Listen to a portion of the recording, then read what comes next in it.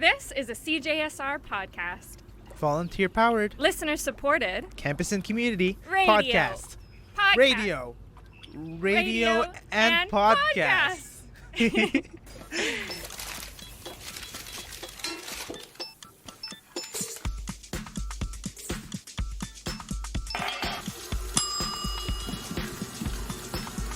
Hi, my name is Sophie Cabungcal, and you're listening to That's Food. That's Food is a podcast from CJSR, Edmonton's campus and community radio station, handmade with love by University of Alberta students and community members, telling the backstory to food in Edmonton one meal at a time. Today we'll be talking about desserts. I don't know about you guys, but even the thought of a nice, freshly baked, gooey chocolate chip cookie with a slight chew and a molten center makes my day a million times better, no matter how awful it is. Even the idea of the cookie melting my tongue. Anyways, sometimes it can be hard to find time or motivation to enjoy a nice dessert, especially if it seems like an exhausting and time-consuming task to actually go about making. After all, who would want to labor over something you can order, buy already made, or if you're health conscious, something you can make easier? Sometimes all you want to do is enjoy a cheesecake without the hassle of a water bath or hour-long bake times. In light of this problem with efficiency in the kitchen, many have found ways to cut down time, especially in dessert making, which is usually quite laborious when considering technique and baking time. However, some of these recipes do come with their ups and downs. More specifically, we're going to be exploring the world of decision-making in the kitchen in terms of efficiency and ease versus taste. Is it really worth it to sacrifice flavor and texture for some fewer steps? Although there's many shortcuts from one-pot meals to 30-minute meals and classic frozen TV dinners, we'll be focusing on current trends right now surrounding no-bake desserts that have been circulating the internet. Let's see if it's worth it to take shortcuts and whether the results taste the same as or hold a flame to the traditional dish. We'll be putting no-bake desserts to the test by comparing it to its baked counterpart. Both versions will be made by yours truly to make sure it's all fair play. Later, we'll be chatting with Cindy, or known as the Instagram powerhouse of a home cook and mom at Mom of 3 Egg, regarding her experience about efficiency in the kitchen, how she chooses what to cook and feed others, and her stance on this whole debate regarding baked versus non-baked goods. First, let's dive into the battle of tastes in a taste test.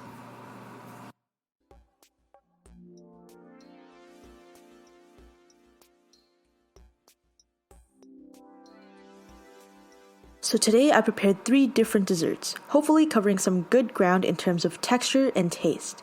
We've got peanut butter double chocolate cookies, fudgy brownies, and a classic blueberry cheesecake. To keep things controlled, my taste testers, which are my friends Lev and Angela, will be blindfolded and fed at random to see who wins in this battle of desserts.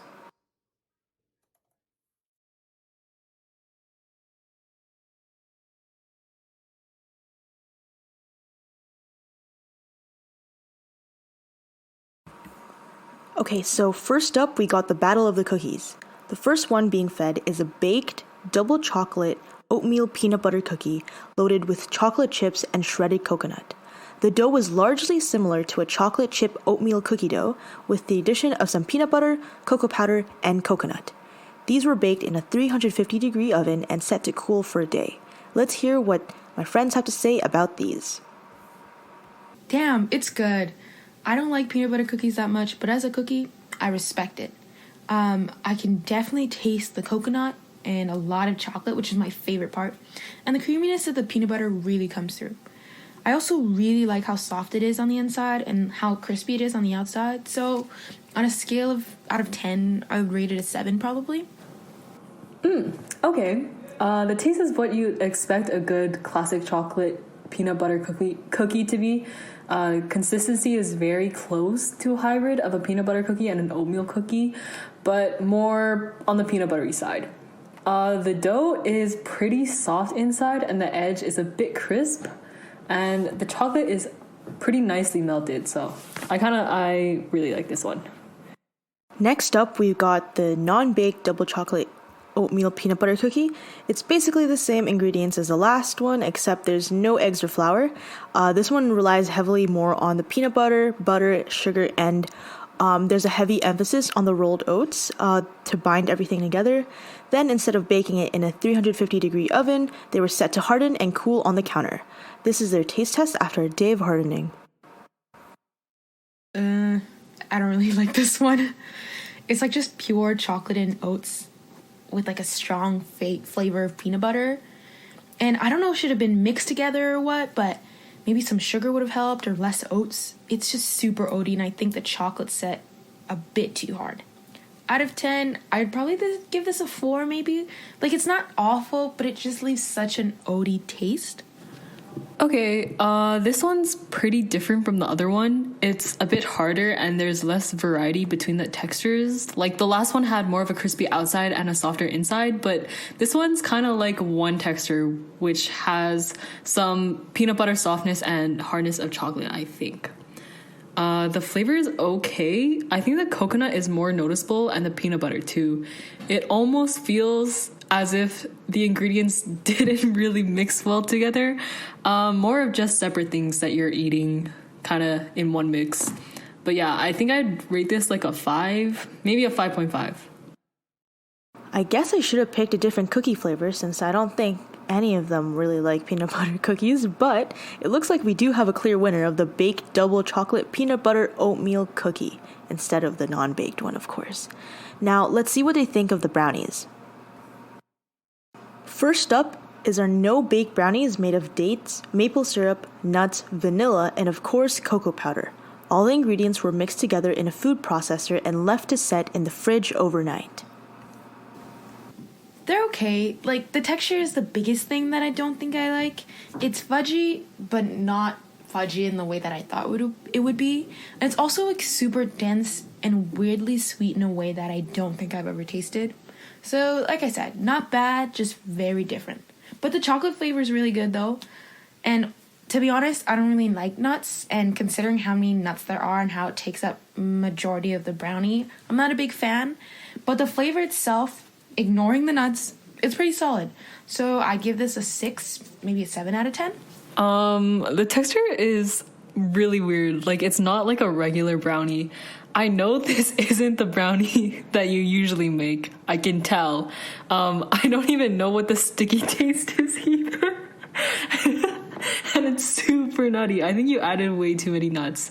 The texture clearly is trying to like mirror a brownie consistency, I think, and I don't like it very much, especially compared to a normal brownie. Yeah, just a really weird texture. I can't get over it. The flavor also is a little bit weird. Like, whatever you use was just not the best alternative, I think.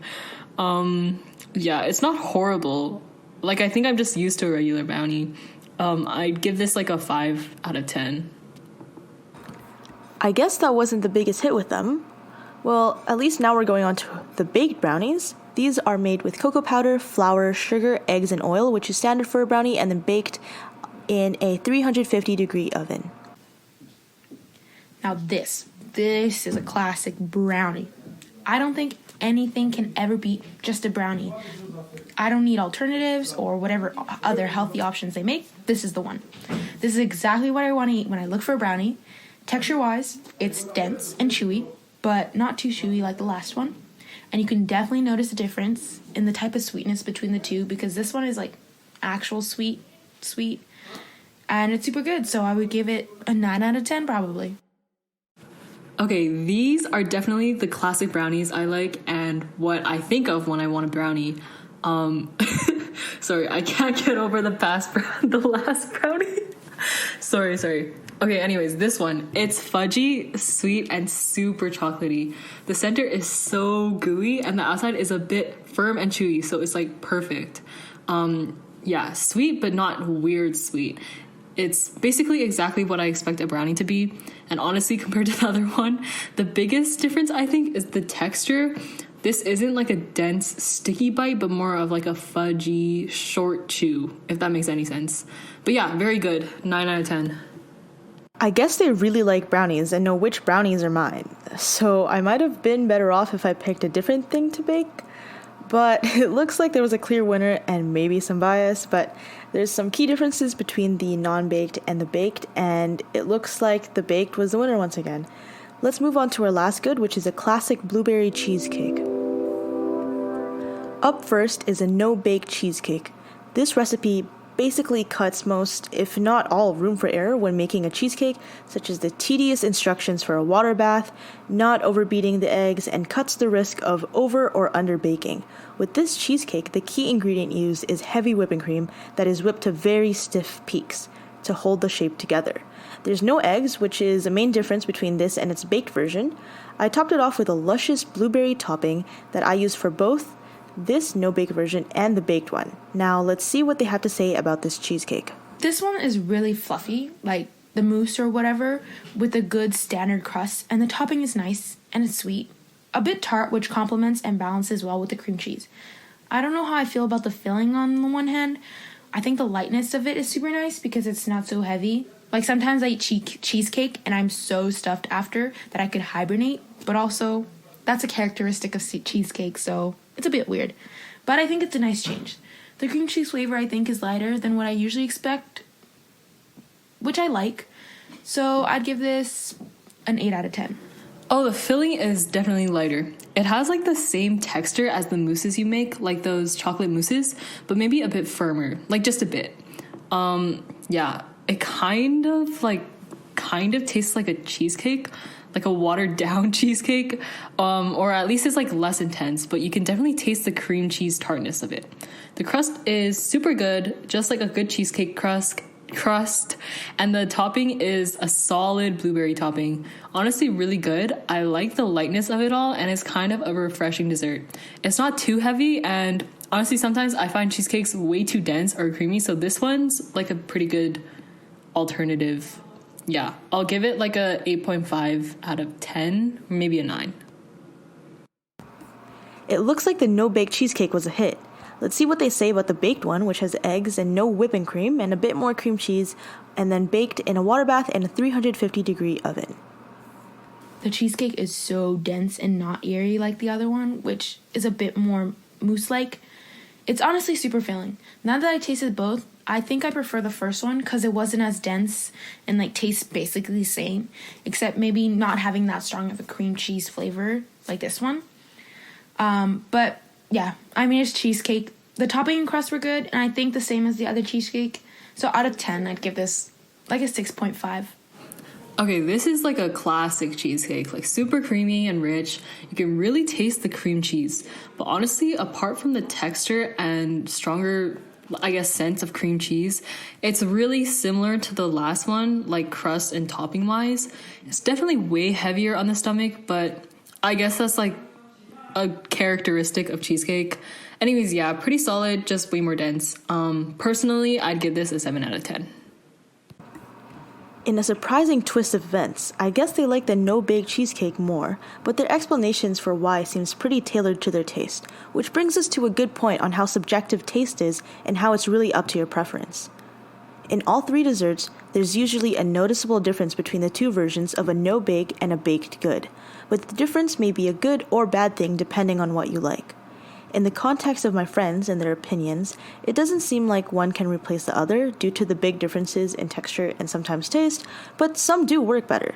If you're a very texture-based person though, I would be very wary of which option I choose, but in terms of concluding whether the non-baked shortcut is worth it, I guess the real question is asking how much you will tolerate deviating from the original product, because if you're open to trying new things, I genuinely think that the no-bake is worth a try. From baking these 6 different batches, I can definitely say that the no-bake requires much less effort, stress, and precision, but it still requires following a recipe and wait times and washing dishes and getting the ingredients, the standard procedures for baking. but the steps were much easier to follow and didn't really need too much technique, so maybe it's not even a matter of time or efficiency. Maybe the deciding factor is the difficulty of the recipe, and if you're looking for an easier version before tackling the harder one, I think a no-bake recipe is a great place to start. At the end of the day, however you enjoy your dessert is the right way for you. There's no wrong way to indulge in desserts. Dessert preferences are individualistic, and honestly, as long as dessert is involved, no matter how it's prepared, it's a great day. Now, before I chat with Cindy, it's time for a snack fact.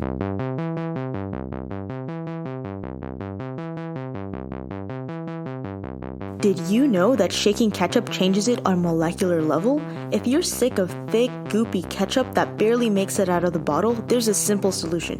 Shake it. Shaking ketchup turns round tomato particles into thinner ellipsis shape, making it 1,000 times runnier and the perfect consistency for squirting onto fries, burgers, and all your favorite meals. And that's your snack fact. Now back to the battle of efficiency versus taste.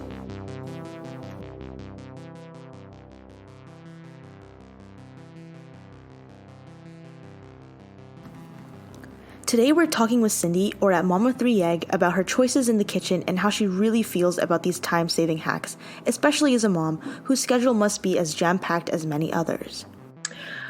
I started my page just around when the pandemic had started, and I had really wanted to, start making and being creative with my food at home, mostly because the restaurants were closed, and with it being closed, I get food cravings. So when I get food cravings, I want to kind of make what I miss eating when I'm eating out. So that's pretty much how it started. In terms of cooking, I've cooked pretty much, actually, I guess since I got married. But in terms of baking, I've been baking. I can't even remember when I started baking, but I love to bake. I just love the smell of fresh baked goods coming from my oven. That's awesome. Yeah, I think you had all that time, but also a lot of limited options. But I know a lot of those restaurant shutdowns really affected tons of people, and my family included. So speaking of, your page centers around both roles of being a mom and a home cook. What's been the greatest challenges and rewards combining both these roles have given you? Being a mom is such a blessing. Like, I have 3 young kids, and they're so good to me, thankfully. And they get food cravings too. So they're like, "Mom, I want some bubble tea." And bubble tea is about like $6 to $8 for 1 cup now. So when I'm able to make it at home, I'll be able to make it within 20 minutes, which is not too bad, I think. But definitely being a mom is very busy. But I don't cook every day, though. I have to say that because my husband helps with cooking too. So I'll give him credit for that.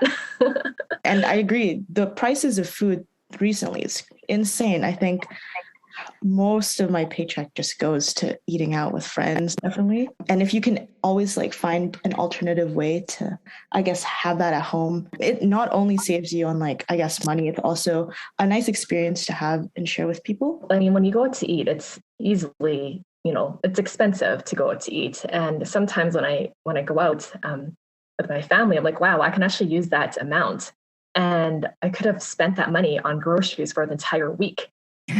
But then I just spent it all on one meal. I mean, it was fantastic because it's also great to go out to eat, to enjoy other different things, and just to have a night off. And I still like going out to eat, though, don't get me wrong. Yeah, definitely. I think going out to eat is really one of those staple activities that you can fall back on, but it is a really big weight. And so being able to cook at home and have that option, definitely a big advantage, yeah. So diving, I guess, deeper into this reflection on decision-making, when deciding what to eat, then whether to eat out or eat in, then cooking or ordering, there are several factors we consider, the main being time versus taste, and like you mentioned, cravings too. Which aspects do you think trumps the other? What about benefits such as nutrition? Do you take this into consideration? I would have to say that for sure going out to eat, I do actually find the sodium content quite high compared to what I make at home. Usually by the end of the meal, I'm quite thirsty, and it's just pretty salty for me. So, I do like a balance of, having the vegetable, the vegetables and the protein. I would have to say that we eat out more so on weekends or order takeout. We don't really dine in anymore as much.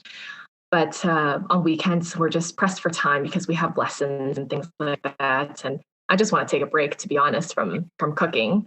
It's also a nice treat to go out.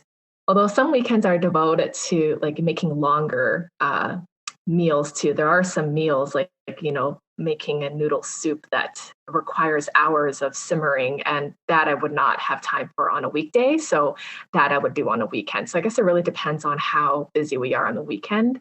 In terms of nutrition, I definitely do prefer cooking myself because I know exactly what goes in it.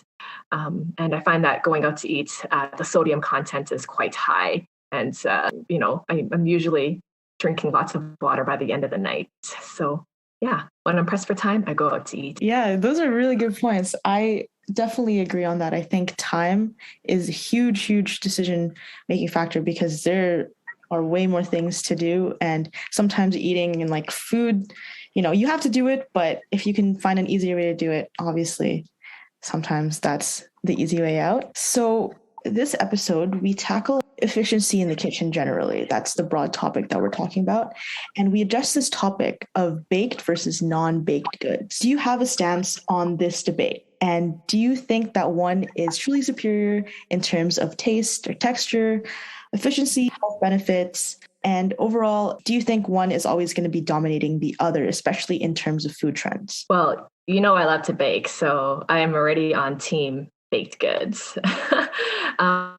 Although I do say that non-baked goods, they're good for people who maybe have like an egg allergy. So like, for instance, in cheesecakes, you can have a non-baked cheesecake. It tends to be like smoother. You whip it kind of with like whipped cream sometimes, or you set it with some gelatin.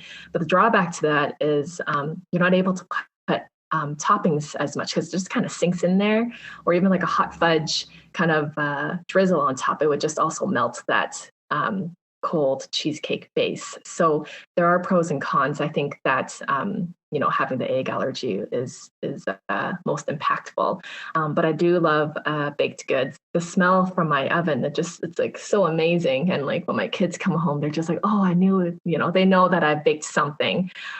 Time saving, and of course, like you said, the egg thing. A lot of people, I think, are leaning off on the whole egg situation. I don't know. There's been quite some trends where it's a lot of, the egg, just the texture of the egg and like just the taste. So I can see why some people would, I guess, lean towards the non-baked side of things, but I definitely agree with you on the whole bake aspect. As someone who likes to bake myself, I don't think I could ever replace a good cheesecake that you make with this one that you just pop in the fridge Right. with some whipped cream. I know. Yeah, I've only made like a couple of non-baked items so far, just to try, right? And I definitely prefer baking, 100%. Yeah, there's something about taking a bite of a cheesecake that you expect to have a way different texture and just taste in general. And when you bite into it and realize this is not a proper cheesecake that I expected from the oven, it's very like a whipped cream. It's kind of a little bit disappointing, I would say. But I guess that's something to think about, especially when pressed for time, like moms like yourself or students, when, they just want something quick, they might whip up something like that. But in terms of taste, texture, all of that, I definitely think there's something that baking a real good like brings to you. Yes, the pastries are so delicious, and with the lamination of like dough and everything, and you get that nice crispiness, and it comes from being baked in the oven because the butter melts and it creates those little pockets of air, and that's how you get that nice crispiness. And I love that texture. When I bite into one, I expect it. So yeah, I'm definitely on the baked team. So on this topic of food trends, I guess I just want to hear your opinion on this changing trajectory of it, and I guess keeping up with them and trying them out. Of course, being as a mom and also an Instagram food blogger, you kind of see these trends all around you. Does it impact your home cooking style at all? Like, do you see some things on the internet and decide, I got to try that out, or maybe a cool gadget? So we were talking about the air fryer, and I tried the air fryer ramen eggs. So I'm not sure if you saw that trend where you just put the egg in the air fryer 7 minutes, and then you take it out, and the center is supposed to be this really nice jammy yolk that you use for ramen eggs. And the yolk turned out perfect. I'm not going to lie about that. That was actually surprising. But the eggs were super hard to peel, and my eggs were so ugly. The egg whites were totally stuck on the shell, and the egg white too had like a weird texture. So yes, there are trends. Sometimes you just have to do it the regular way of, boiling your eggs, and that's probably a better option for that instance anyway. If you could give one piece of advice to people starting in the kitchen and leaning towards more of the home cooking or baking, what would it be? For cooking, I would say practice, practice, practice. Cooking is quite daunting when you're first doing it, but the more you do it, the better you'll get. In terms of baking, I would say it's best to learn your oven, actually. When I bake, I know exactly how long that item should go in for based on my oven. So I already know that, making my muffins, it'd take me 18 minutes. Best to learn the oven too. Yeah, that's great. Those are good things to keep in mind. I don't think thought about that, just learning your machinery in general and operating it, because I guess everyone does have different ovens and everything. And yeah, that was a really good piece of advice. I would not have thought of that. Just came to me. Yeah, thank you so much for joining me today in the conversation about, I guess, decision making, efficiency, and just the food world in general. Thank you so much for having me. And I really had so much fun today talking to you.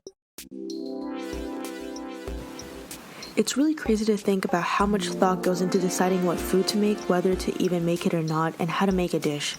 Thank you for joining me in investigating the pros and cons of kitchen efficiency and really finding out what's better, no-bake or baked goods.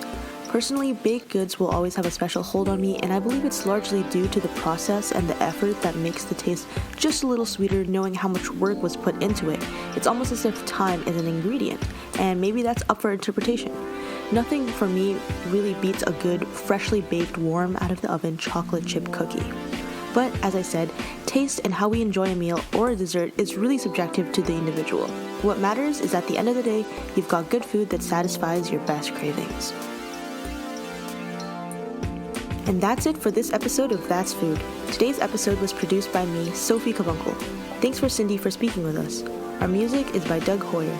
You can find all of our episodes on Apple Podcasts and Spotify, and on our website, that'sfood.transistor.fm. You can contact us at that'sfood@cjsr.com. We are That's Food CJSR on Facebook and Instagram. That's Food is produced at CJSR in Edmonton, on Treaty 6 territory. But is it food? That's good.